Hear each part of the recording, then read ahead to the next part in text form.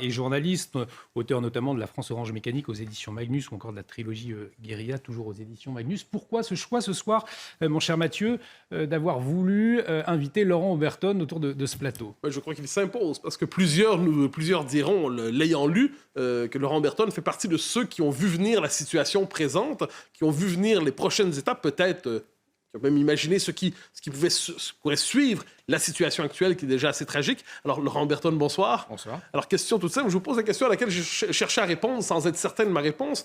On utilise le concept de guerre civile en ce moment pour décrire ce qui pourrait advenir en France. Quel terme utiliseriez-vous pour parler de ce qui se passe en ce moment et de ce qui pourrait suivre si la situation s'embrasait? Moi, comme vous, je pense que le terme de guerre civile n'est pas le plus approprié. C'est pour ça que je parle de guérilla.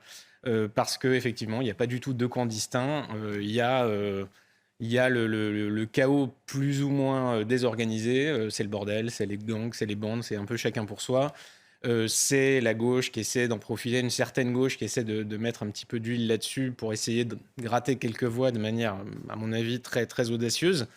Et la police qui fait ce qu'elle peut face à l'armada médiatique, aux condamnations morales, et la population majoritaire qui, dans sa grande majorité, soutient la police et attend. Et elle est attentiste, elle regarde le match à la télé, elle espère que ça va se calmer, mais elle ne prend pas du tout part à tout ça. Elle essaie de protéger ce qu'elle peut, sa voiture, ses biens, et tout ce qui l'importe, c'est que la routine continue. Donc on ne peut pas du tout parler de guerre civile. D'ailleurs, dans ma trilogie Guérilla, j'ai décrit une situation qui est comparable à celle qu'on connaît, mais le monsieur moyen, le français, le contribuable, celui qui attend de savoir à quel niveau va s'élever la facture qu'il va devoir régler comme d'habitude, eh bien lui, il est passif, il est attentiste. Et il préfère croire que Gérald Darmanin va tout régler. Alors, la question qu'on peut se poser, c'est en ce moment, pour certains, c'est on a relevé de l'inimaginable. Mais en fait, si on fait une histoire des 20 dernières années, les présents événements ne surviennent pas, ne surgissent pas spontanément sans qu'on puisse s'y attendre. La gradation de 2005 à aujourd'hui, on pourrait dire que c'est l'extension des foyers d'incivilité, l'extension des foyers de guérilla, pour reprendre votre formule. Oui, moi, j'aime pas du tout qu'on me qualifie de visionnaire parce que je suis plutôt visionnant, simplement, j'ai les yeux ouverts et ça doit faire 30 ans que je dis ce que je dis. Je le dis depuis mes 9 ans, ça fait longtemps, mais d'autres le disent depuis 60 ans quand même. On peut citer Jean Raspail, Jean-Marie Le Pen. Ils étaient déjà dans un constat comme ça, de dire ce qu'on est en train de faire va nous mener à une situation qui sera totalement hors de contrôle.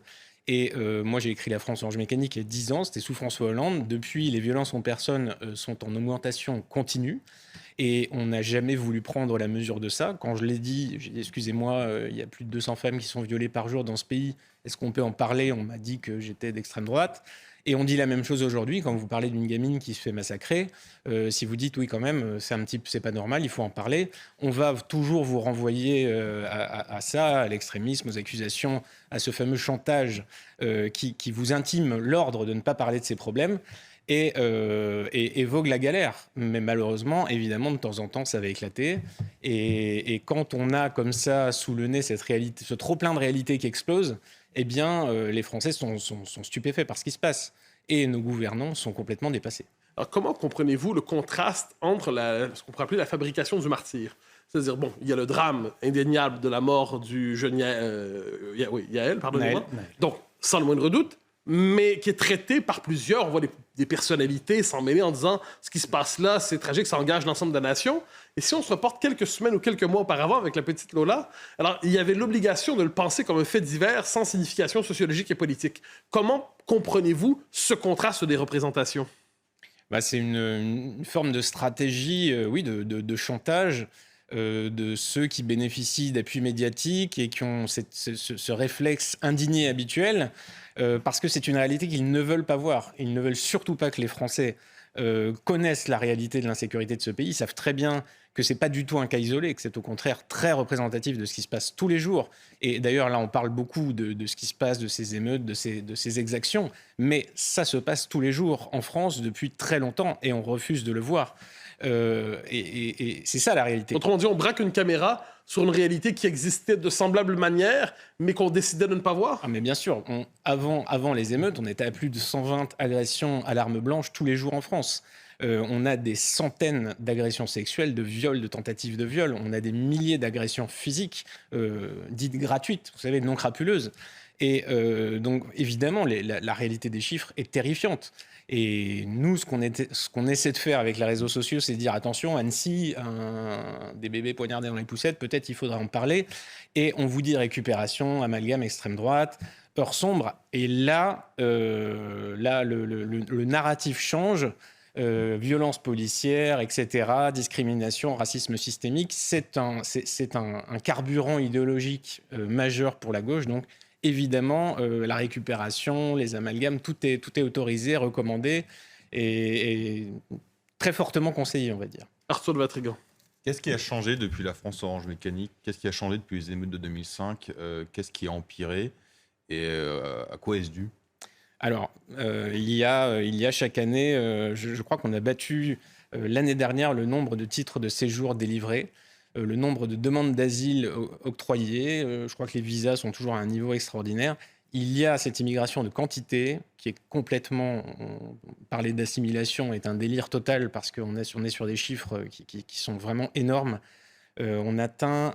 Je crois qu'on est à 10% d'immigrés, 12% de descendants directs d'immigrés sur 3 générations. Ça fait 19 millions de personnes. Évidemment, pas tous issus des pays qui sont surreprésentés dans la criminalité, mais tout de même, ça en représente une forte partie. Et évidemment, cette délinquance suit cette immigration de masse qui n'a jamais été souhaitée par le peuple français, encore une fois, qu'on a imposée au peuple français et qui a des conséquences, qui a un lien direct avec cette criminalité. Dans la France Orange Mécanique, j'avais montré que 2 tiers des crimes et délits étaient commis par des individus issus de cette immigration extra-européenne en particulier. Évidemment, ça n'a... On vous avait contesté à l'époque. Oh, on m'a contesté, mais ça, c'est pas un problème. J'ai utilisé les chiffres de l'INSEE, les chiffres de chercheurs qui ont fait des études criminelles. Et maintenant, aujourd'hui, plus personne, j'ai envie de dire, ne conteste ces évidences. On va me dire que c'est social, que c'est la police, que c'est... Autrement dit, on ne conteste plus les faits, mais le type d'explication... Voilà. On va... Donc les faits sont reconnus, mais on explique maintenant, autrement. C'est la société. Maintenant, c'est le racisme systémique. C'est un argument qui vient des États-Unis et qui est plus pratique, puisqu'on peut plus nier la réalité. Ça se voit trop, c'est beaucoup trop prégnant sur les réseaux sociaux. On ne peut plus l'étouffer. Donc oui, c'est vrai, mais vous n'avez pas compris. Les coupables ne sont pas les coupables, c'est la société. Donc nous, on doit s'excuser, on doit payer, on doit trouver des structures, de l'éducation, etc. Du moment que c'est la société, la gauche est sauvée en quelque sorte. C'est social, ça nous fait une mission, il faut beaucoup d'investissement, d'argent public, de structures. En tout cas, on ne peut pas, il ne faut pas punir, il faut comprendre, on est toujours dans le même discours de la culture de l'excuse qui est très tenace et qui est là depuis les années France Orange Mécanique, mais même avant cela. D'ailleurs, diriez-vous, il nous reste 1 minute 40 avant la pause, diriez-vous que cette culture de l'excuse, elle aussi, s'est radicalisée ou elle est désormais remise en question dans l'espace public? C'est-à-dire qu'elle est là depuis très longtemps et c'est un mode de fonctionnement de la justice maintenant.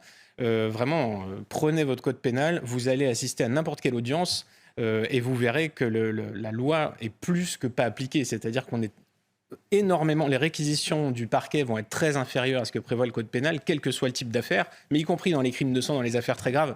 Les condamnations prononcées sont encore inférieures aux réquisitions. Les condamnations effectuées, j'en parle même pas, puisqu'il y a les remises de peine, les bracelets électroniques, etc.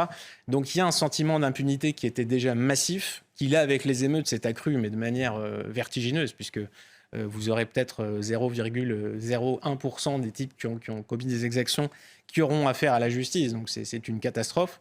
Et ça, évidemment, va alimenter le crime au premier chef. Parce que si on appliquait ne serait-ce qu'à demi le code pénal, je peux vous dire que ce ne serait pas du tout la même chose. Il nous reste 30 secondes avant la pause. Vous dites que l'État n'applique pas le code pénal, mais n'applique pas sa politique. Mais cela dit, il a tendance à dénoncer sévèrement, les autorités ont tendance à dénoncer sévèrement ceux qui font vos constats. Donc, si je comprends bien la logique, autrement dit, on décide de punir le messager plutôt que de combattre l'incendie. Oui, je pense que c'est plus facile. C'est plus facile de jeter l'opprobre médiatiquement sur des lanceurs d'alerte qui font du mal à notre communication et à tous nos efforts et à nos cabinets de conseil que de traiter un problème aussi compliqué à traiter. Laurent Oberton, l'invité de Mathieu Bock-Côté ce soir. On s'intéresse bien évidemment à la situation en France, la crise, les émeutes, les pillages. On marque une très courte pause. Restez avec nous sur CNews. Mathieu Bock-Côté, Arthur de Vatrigan, Laurent Oberton. C'est tout de suite. Restez avec nous sur CNews. Et de retour sur le plateau de Face à Bock-Côté, bienvenue si vous nous rejoignez, toujours avec Mathieu Bock-Côté, Arthur de Vatrigan et votre invité ce soir, Laurent Oberton, journaliste et écrivain. Vous parlez de la situation que traverse la France, les émeutes, les pillages, situation de crise. Vous y revenez dans un instant, mais avant le rappel des titres, avec vous Isabelle Piboulot. Bonsoir Isabelle. En proie à des heurts et des pillages hier, Marseille se prépare à une nouvelle soirée de tension. Manifestations interdites, transports en commun à l'arrêt, espaces publics dégagés. Les autorités ont renforcé les effectifs des forces de l'ordre. 3 compagnies de CRS, soit 200 agents, ont été envoyés dans la cité phocéenne. Pour l'heure, selon une source policière à CNews, 7 individus ont été interpellés, pris en flagrant délit de vol dans un magasin. La responsabilité des parents de plus en plus pointée du doigt. Éric Dupond-Moretti ne mâche pas ses mots. Ce n'est pas à l'État d'élever les enfants. Il faut redire aux parents qu'ils tiennent leurs gosses, a lancé le garde des Sceaux lors d'un déplacement au tribunal judiciaire de Créteil. Les auteurs des incivilités sont en partie des mineurs, en moyenne âgés de 17 ans selon le ministre de l'Intérieur. Et puis côté transport en commun, les derniers métros parisiens fermeront leurs portes autour d'1h du matin. Le trafic se terminera 1 heure plus tôt que d'habitude pour la sécurité des agents et des voyageurs et afin de limiter la propagation d'éventuelles émeutes. Pour rappel, hier, Île-de-France Mobilité avait annoncé la fin des services de bus et tramway à 21h tous les soirs jusqu'à nouvel ordre. Merci Isabelle Piboulot qu'on retrouvera à 21h. Et Mathieu Bock-Côté, vous continuez avec votre invité d'analyser la crise que traverse la France, les émeutes, les pillages. On suit tout ça de très près, bien évidemment, sur CNews. Alors, je reprends les mots d'Olivier. Émeutes, violence, pillage. L'exécutif à la recherche d'une explication croit en avoir trouvé une. Les réseaux sociaux et les jeux vidéo. Que vous inspire cette explication dans les circonstances actuelles? Je ris pour ne pas pleurer parce que c'est vraiment c'est affligeant et ça montre vraiment le décalage incroyable de l'exécutif qui a quand même eu pas mal de temps pour préparer une communication un petit peu élaborée avec sa cellule interministérielle de crise et sa jolie table ronde avec tous les ministres, l'air grave, et qui donc nous sort cette énormité qui n'a vraiment aucun sens. Enfin, les réseaux sociaux, à la limite, on pourrait dire oui, certains jeunes qui veulent se donner rendez-vous à tel ou tel endroit vont utiliser Snapchat, ils vont se filmer dessus, ils vont s'amuser, ça augmentera un petit peu leur prestige auprès de leurs camarades, certes, mais j'ai vu un émeutier avec une tronçonneuse, on ne va pas interdire les tronçonneuses en France, il y a eu, je vous le disais, il y a 120 coups de couteau par jour dans ce pays, on ne va pas interdire les couteaux à l'ensemble du territoire. Ça n'a aucun sens. Donc évidemment, ce sont des outils, chacun s'en sert de la même manière. Simplement, encore une fois, on tape à côté. Si on faisait simplement appliquer la loi, on n'aurait pas besoin d'interdire quoi que ce soit. Mais malheureusement, c'est un réflexe fréquent en France, c'est-à-dire il y a une demande d'interdit qui est forte. Le citoyen aime bien entendre ce genre de discours. On va interdire les choses, ça va régler des problèmes. Il ne se rend pas compte que l'interdit ne va le pénaliser que lui, puisqu'il n'y a que lui qui respecte les interdits, qui a peur de la police, de la répression. Lui, il paye la note, comme je l'ai dit, il est bien élevé, il est parfaitement domestiqué, monsieur Moyen. Et donc, il n'y a que lui qui va faire les frais de cette politique-là. D'accord. Alors, laissons de côté les réseaux sociaux. On pourrait dire que c'est une évolution des techniques de communication. Désormais, 68 est impensable sans les transistors. On peut penser qu'aujourd'hui, le type d'émeutes que nous connaissons sont impensables sans les techniques de communication qui sont les nôtres. Jeux vidéo. Alors, on se retrouve effectivement devant une jeunesse. Les émeutiers sont de plus en plus jeunes et de plus en plus violents et d'une violence de plus en plus désinhibée. Alors, l'explication de l'exécutif, c'est... Pas que l'exécutif, jeux vidéo. Alors, je devine que cette explication ne vous satisfait pas non plus, mais quelle est la vôtre? Moi, elle ne me satisfait absolument pas parce que beaucoup de pays sont énormément consommateurs de jeux vidéo. Le Japon, la Suisse, et ce sont des pays qui n'ont pas du tout les problèmes que nous connaissons. Donc cette explication, encore une fois, me paraît n'avoir aucun sens. Je pense que cette ultra-violence banale à laquelle nous assistons et qui nous saute aux yeux aujourd'hui, mais encore une fois, qui est quotidienne en France, réside dans la sensation d'impunité qui est vraiment frappante de ces groupes, de ces bandes, pour qui, c'est-à-dire c'est vraiment, là on est sur une explication sociologique abyssale, eux, de leur point de vue, shooter dans la tête d'un type inconscient, c'est rigolo. D'ailleurs, on le voit sur les vidéos qu'ils font, ça les amuse beaucoup de brûler une voiture, d'agresser une vieille dame. Oui, parce qu'il y a une forme d'hilarité, c'est une agression hilar. Mais sérieusement, c'est un amusement, c'est ludique de leur point de vue. On marque des points auprès des copains, on montre qu'on est prêt, qu'on a encore moins de limites que les autres, qu'on est prêt à aller encore plus loin dans le mal, et ça nous amuse beaucoup. Et c'est pour ça qu'on parle d'ensauvagement, de décivilisation, parce qu'il y a un gouffre qui s'est créé entre ces populations qui sont, encore une fois, complètement coupées du reste de la société. Elles sont archi-communautaires, elles sont pas du tout, elles n'ont pas affaire au reste de la population, sauf dans la confrontation avec la police éventuellement. Donc ce gouffre ne peut pas être comblé avec les rapports numériques de l'immigration aujourd'hui.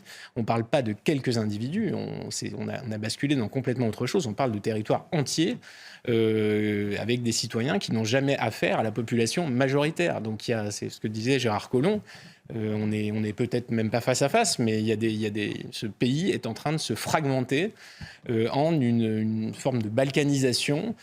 Comme vous le disiez, maintenant il y a des digicodes partout, il y a de la sécurité privée partout, chacun va vivre dans ses petites résidences sécurisées, ceux qui ont les moyens de le faire du moins.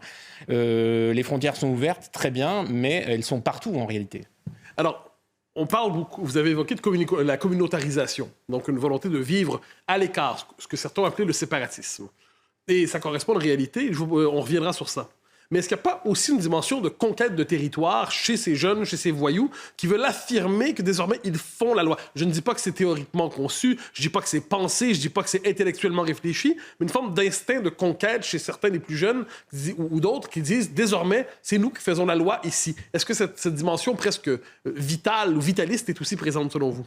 C'est automatique, ça veut dire quand vous affrontez la police, quand vous faites reculer des policiers, quand vous faites baisser les yeux aux passants, quand vous tabassez n'importe qui pour une cigarette, un regard, je ne sais pas quel prétexte, vous montrez votre domination. C'est très primaire, mais c'est comme ça. Vous imposez sur un territoire.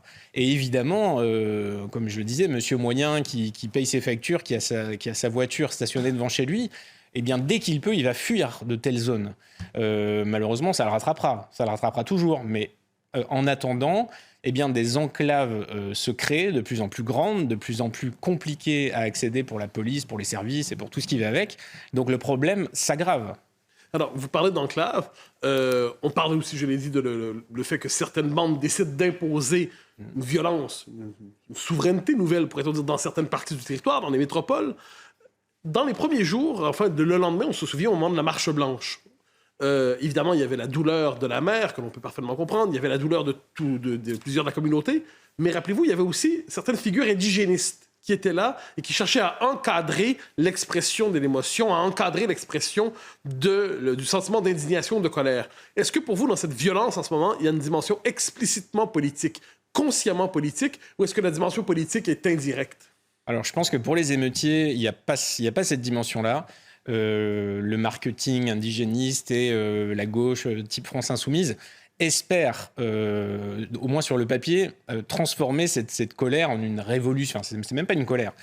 Transformer ces émeutes, ces exactions en une forme de révolution, justement lui donner un sens politique qu'elle n'a pas du tout. Et d'ailleurs, sur le terrain, quand alors vous avez parlé de la bourgeoisie digicode, moi je parle de la bourgeoisie quinoa, quand elle va essayer de montrer de la sympathie pour ces mouvements sur le terrain, ça va très mal se passer. On a vu un député LFI qui en a fait l'expérience. Monsieur Bilongo, je crois. Voilà, monsieur Bilongo, qui a été malmené, et je peux vous dire que beaucoup de députés LFI n'osent pas aller au contact parce qu'ils savent très bien ce qui risque de leur arriver. Donc voilà, il y a ce rêve, ce fantasme d'une alliance intersectionnelle va rester un fantasme. Ça, c'est un très mauvais calcul, à mon avis, de la France insoumise. Mais bon, on sait bien, c'est leur fonds de commerce. Voilà, est-ce qu'on peut reprocher une prostituée de porter des jupes courtes? Je ne sais pas. En tout cas, pour moi, c'est un très mauvais calcul. Arthur de Vatrigan. Vous parliez un peu plus tôt de domination. Pensez-vous que le gouvernement craigne justement ces émeutiers, ces racailles, fasse tout pour éviter l'affrontement? Dans ces cas-là, comment on pourrait inverser ce rapport de force? Qu'est-ce qu'il faudrait faire? Alors aujourd'hui, je pense que le gouvernement ne craint qu'une mauvaise publicité. Ça date pas d'aujourd'hui d'ailleurs. Il est vraiment basé sur la communication. Les faits ne le préoccupent pas vraiment, mais par contre, l'impact médiatique des faits et la répercussion que ça va avoir sur son image, sur son agenda, là, évidemment, ça, c'est vraiment tout le problème pour le gouvernement. Et c'est pour ça que donc on a Darmanin qui va prendre ce rôle sarkozyste, un petit peu à contre-temps, je trouve, mais qui va essayer de dire vous allez voir ce que vous allez voir, la fermeté, etc. Ça coûte pas cher et M. Moyen adore ce genre de discours. Ça a toujours marché dans l'histoire de la France. Peut-être que ça va encore marcher et que Darmanin va redevenir un petit peu populaire et être en quelque sorte la béquille de ce gouvernement. Mais si aujourd'hui le gouvernement est confronté à une problématique, c'est-à-dire qu'il ne peut pas s'attaquer à la réalité de la situation et conserver à la fois l'estime de l'ONU, une bonne presse internationale, une bonne presse même nationale, il sait très bien qu'il est confronté à ses limites. Il doit gérer une crise qui est digne du tiers-monde avec des méthodes extrêmement démocratiques et irréprochables, et c'est impossible. Les deux ne sont pas compatibles.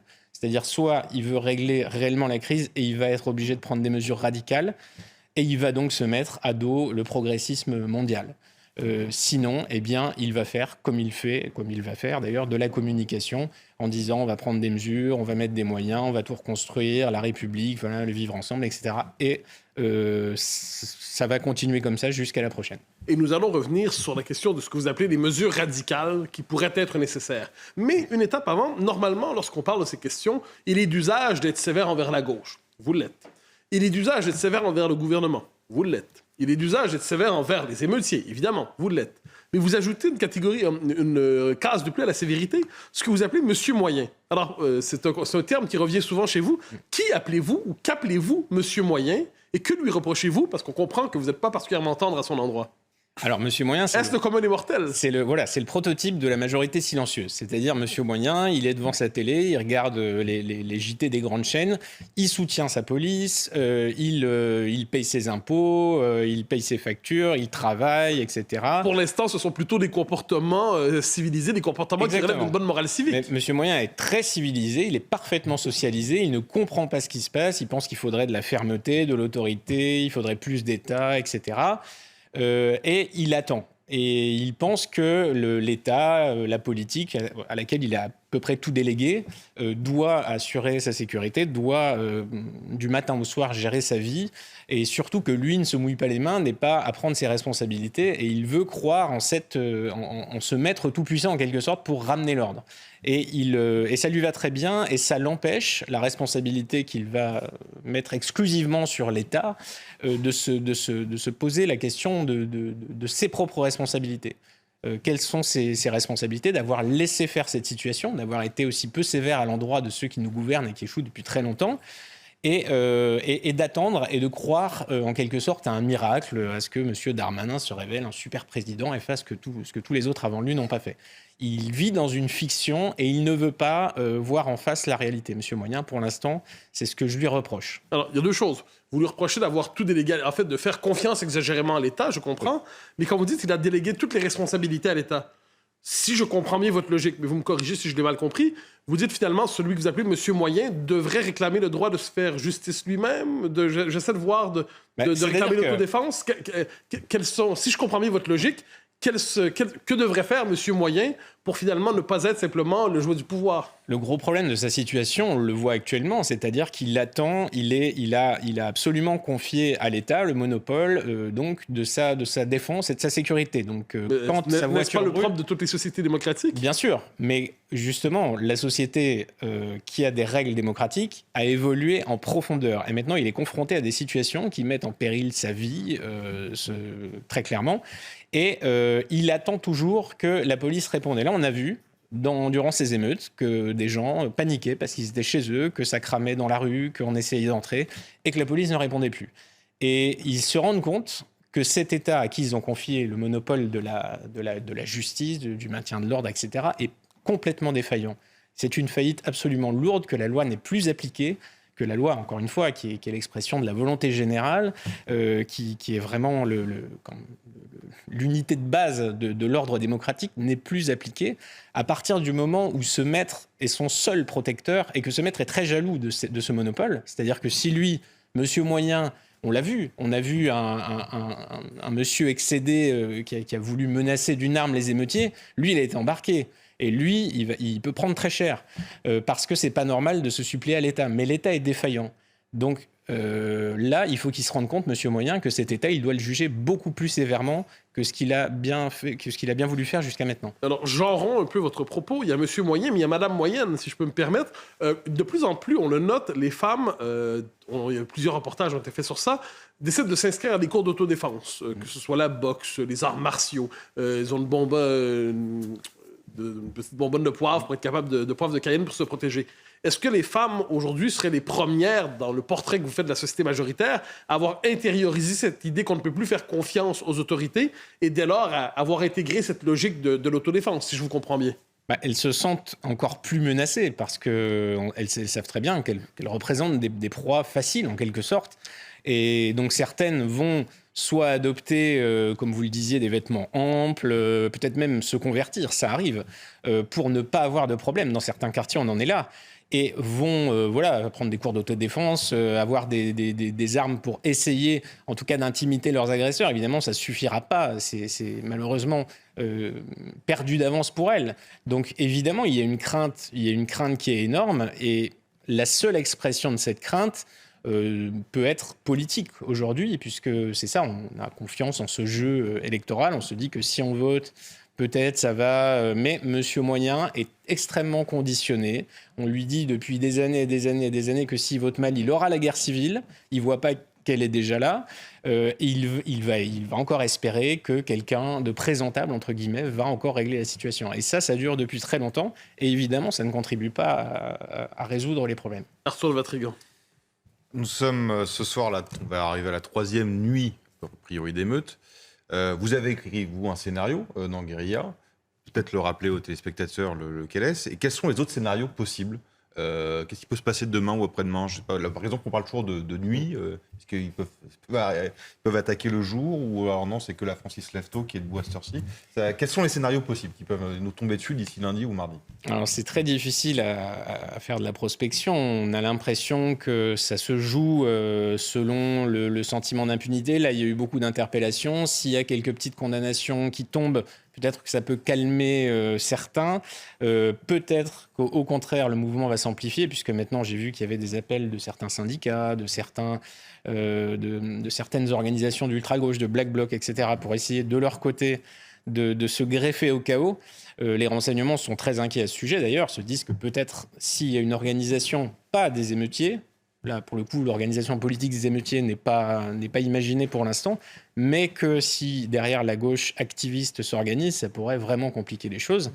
Mais encore une fois, moi, je pense que ça va se calmer petit à petit. On va comprendre que peut-être on peut plus servir partout comme ça sans que ça finisse par tomber quand même un petit peu et que les choses rentrent dans l'ordre, puisqu'il y a le trafic aussi, il y a l'ordre de la cité quand même, qui peut, même si les trafiquants peut-être est un petit peu débordés par les petits, comme on dit dans les quartiers, ils vont un petit peu reprendre la main en disant maintenant vous êtes bien gentils, mais l'économie doit reprendre ses droits en quelque sorte, et ça va continuer jusqu'à la prochaine, qui sera de plus en plus importante, jusqu'à ce que l'État tout simplement ne tienne plus, puisque les policiers sont au bout du rouleau aujourd'hui, n'en peuvent plus. Et évidemment, comme ils sont confrontés en permanence à cette hostilité qui est vraiment, c'est pas du tout un cas exceptionnel, le Naël, les refus d'obtempérer, c'est tout le temps, tous les jours. Les insultes, les coups, donc il y aura évidemment d'autres morts, c'est inévitable. Et c'est le postulat de Guérilla, donc c'est une descente dans une cité sensible, un flic qui va pas tuer un jeune, mais qui va en tuer 5 ou 6. Et après voilà, un jour, tôt ou tard, l'État n'arrivera plus à suivre. Guérilla, qui est le livre, la trilogie que vous avez publiée. Vous avez évoqué il y a quelques instants l'idée que pour le gouvernement, selon vous, se contentera d'une forme de maintien de l'ordre, espérant que les choses finissent par passer. Et s'il devait s'il voulait véritablement casser cette dynamique, soit insurrectionnelle, soit des émeutes à répétition, il devrait prendre des mesures radicales. Mesures qui seraient condamnées par ce que vous avez appelé le progressisme mondial. Alors, on en arrive évidemment à cette question. Dans votre esprit, quelles sont les mesures radicales qui permettraient véritablement d'inverser la tendance, de changer la donne? Alors, elles sont radicales, entre guillemets, puisque, encore une fois, la simple application de la loi, de ce qui est permis par le code pénal, quand on vous tire dessus, par exemple, avec des armes à grenaille, vous avez le droit, vous êtes en état de légitime défense, vous avez le droit d'abattre les personnes qui vous tirent dessus. Les policiers ont ordre de ne pas riposter au tir. Mais vous imaginez le scénario, c'est-à-dire si les policiers, vu les circonstances actuelles, si les policiers se mettaient à faire ce que vous évoquez... Mais c'est aussi un des buts des émeutiers, c'est-à-dire que le désarmement moral des policiers, les policiers maintenant n'oseront plus se servir de leurs armes, même s'ils sont menacés directement, ils ont, eux, dans leur tête, des flics, les règlements, l'IGPN, les médias, etc. On voit ce qui est arrivé à ce policier. Ils savent très bien qu'ils seront lâchés de partout, que leur vie s'arrête. Ils sont pères de famille aussi, ce sont des gens normaux, faut pas croire. Et donc, ils vont être dans une situation de punching ball, mais encore démultipliée. Et ils sont vraiment accablés de partout et ils sont très très mal aujourd'hui. Donc simplement, si la justice faisait son travail, appliquer le code pénal, encore une fois, il y a les appels à commettre des délits peuvent être punis par 3, 5 ans, 7 ans de prison selon les circonstances aggravantes. Les incendiaires sont très sévèrement punis par le code pénal, mais ce code pénal n'est jamais appliqué. Si celui qui incendie la voiture de Monsieur Tout-le-Monde se prend 3 ans, 4 ans ferme derrière, je peux vous garantir que ça va s'arrêter tout de suite. Mais évidemment, il n'y a aucune volonté politique judiciaire. On sait bien qu'en plus, la justice n'a pas du tout les moyens de faire ça, puisqu'il n'y a pas de place dans les prisons. Elle n'osera pas expulser les ressortissants étrangers qui composent une très large part de la clientèle de ces prisons. Et déchoir de leur nationalité les personnes issues de l'immigration qui composent l'autre grande part de ces prisonniers, on ne le fera pas non plus. Donc ce sont des mesures qui sont hors de portée d'un gouvernement comme le nôtre aujourd'hui.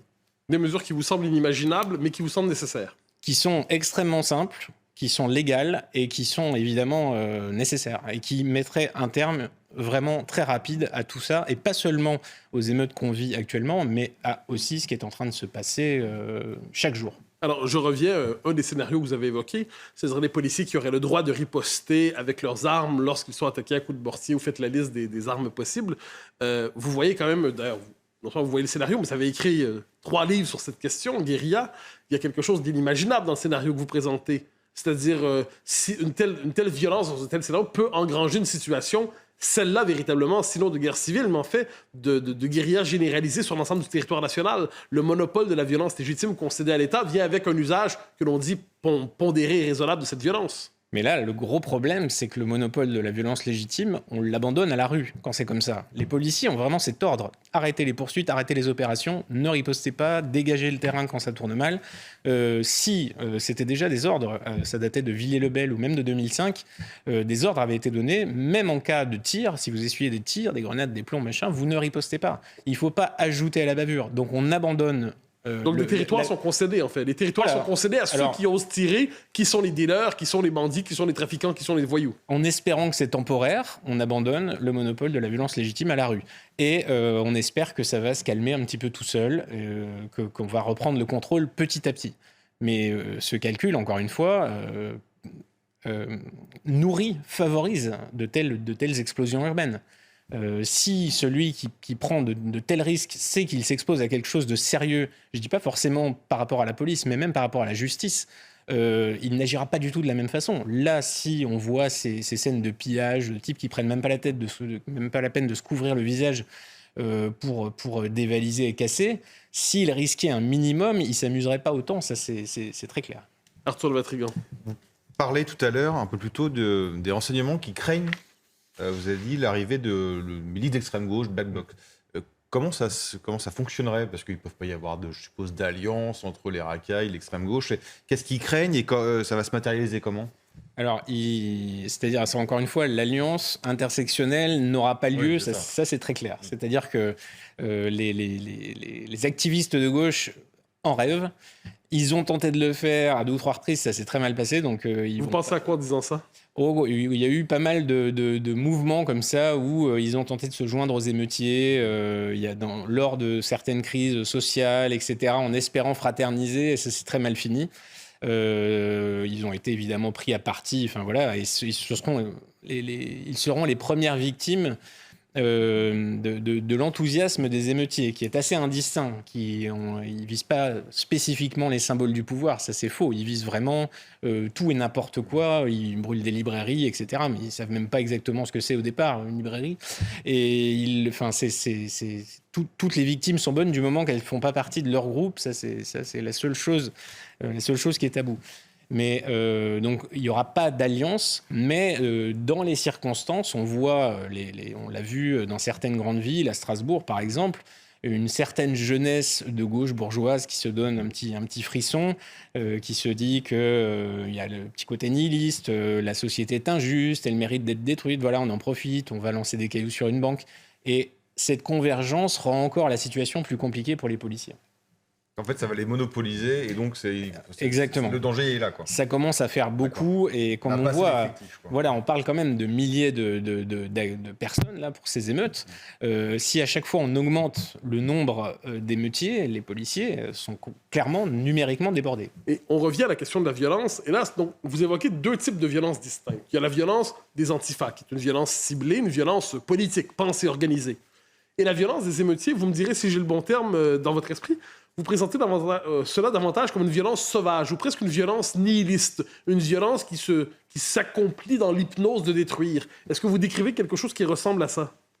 Oui, c'est vraiment un phénomène de groupe, dans ce que le groupe a de plus primaire. C'est-à-dire, on a tous des groupes sociaux dans lesquels on essaie d'être reconnus, de se faire bien voir, d'exister. Et bien là, c'est la même chose, sauf que les critères de reconnaissance ne sont pas du tout les mêmes. Et la transgression, la violence, le fait, encore une fois, voilà, moi j'ai peur de rien, j'assomme un mec, ça me fait rire. Et je sais que le groupe va dire, lui, c'est un vrai.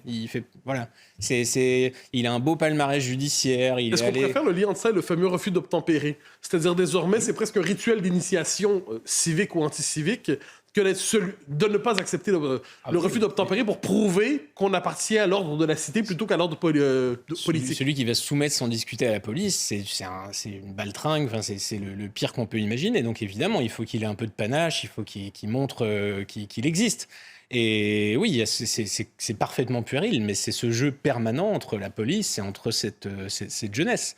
Et évidemment, des fois, ça reste des mots, ça reste des intimidations, mais ça dérape de plus en plus. Et pour un rien, on voit des conséquences absolument tragiques. On sort des couteaux pour rien maintenant. Il nous reste 2 minutes. Alors, je ne vais pas vous transformer en optimiste ce soir. Ce serait, je crois, un rôle un peu forcé. Mais vous êtes à court terme, on peut s'attendre à ce que les émeutes s'épuisent parce que l'ordre des cités, l'ordre des dealers cassera le mouvement des émeutes. Ça, c'est ce qu'on peut comprendre? Oui, parce qu'il n'y a pas d'organisation politique dans ces émeutes. C'est un opportunisme total. Les gangs sont souvent des bandes rivales. Les rivalités vont revenir aussi. L'ordre du deal, effectivement, va avoir son importance. Peut-être quelques condamnations par-ci, par-là qui peuvent enlever certains meneurs du paysage. Une réaction générale aussi, de se dire bon, maintenant on commence à parler de suspendre les aides aux parents, etc. Voilà, certains vont commencer à essayer de calmer le jeu. Donc tout ça cumulé, ça devrait se tasser, on devrait passer à autre chose. Et c'est là qu'est le problème. C'est là qu'est le problème, c'est que justement Monsieur Moyen serait bien inspiré de ne pas se rendormir cette fois-ci, de réfléchir à la situation, de la regarder en face, et évidemment nos responsables aussi, mais là pour le coup c'est très optimiste, beaucoup trop, jusqu'à la prochaine. La prochaine, on a le temps d'une dernière question. La prochaine qui évidemment dans votre esprit sera de plus en plus grave, jusqu'à une crise qui pourrait changer de nature et enflammer l'ensemble du pays durablement? Oui, bien sûr. S'il y a une organisation un peu plus élaborée qui se met en place, on sera dans une situation la police sera débordée. Le gouvernement peut pour le coup tomber. Et un grand merci à tous les trois. Merci Laurent Overton. On rappelle votre actualité, c'est la sortie de Furia, le numéro 7 de votre revue trimestrielle. Ce sera le 12 juillet, me semble-t-il. En un mot, qu'est-ce qu'on y trouve ? Alors dans la Furia, revue créée par Laura Magnier, moi-même, Marceau, Papacito, on trouve beaucoup de piquants, d'épices pour analyser l'actualité, analyser la société et essayer quand même de rire un peu de tout ça parce que ça peut nous aider aujourd'hui. Une revue à découvrir, donc merci Arthur de Vatrigan, merci beaucoup Mathieu Bocoté, une émission à revoir sur notre site www.cnews.fr. Restez avec nous sur notre antenne. Dans un instant, Elliot Deval pour Soir Info. On vous informe tout au long de la soirée et même de la nuit sur l'évolution de la situation avec nos équipes sur le terrain. Elliot Deval qui s'installe dans quelques secondes. Restez avec nous donc sur CNews. Excellente soirée sur notre antenne.